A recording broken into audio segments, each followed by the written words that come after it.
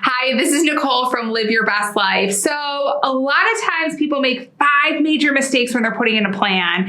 And I have a story to tell with those 5 major mistakes. One is lack of a plan. And one story that comes to mind to me was this road trip story from when I was a kid. And it always resonates with me on how it connects so much with not having a plan. So my dad traveled a ton when we were kids, and most of the time his traveling was very far from Chicago. But this time he had a business trip in Detroit, Michigan, which is a good 4 or 5 hour drive from Chicago. So we got in the car, my mom, my dad, my siblings got in the car, and we drove to Michigan.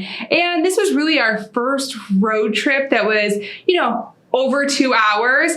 And I think my parents weren't quite prepared for what 3 kids were going to do in the back seat besides drive them nuts the entire time. So we drove to Detroit.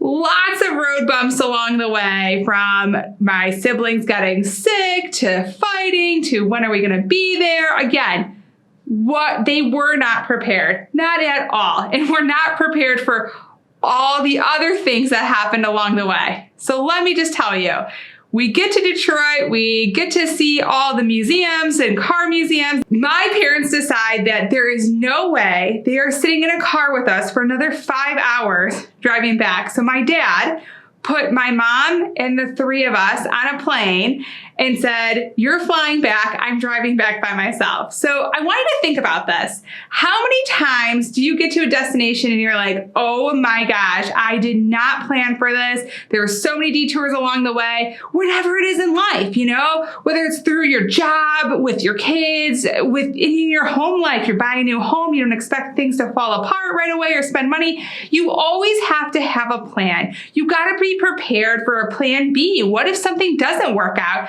And at the end of the day, you also have to be able to communicate the what ifs to your significant other or whoever is on the journey with you so that you can get to where you want to go. And you have to have your why. So I think that was the other important thing. My parents' why for the road trip was, hey, we want to go see the museums, the Henry Ford Museum, all this great stuff in Detroit. It has a bunch of history way back in the day. And yet they didn't quite prepare on all the things that may happen along the way. So don't be that. Prepare for your road trip. Know your destination.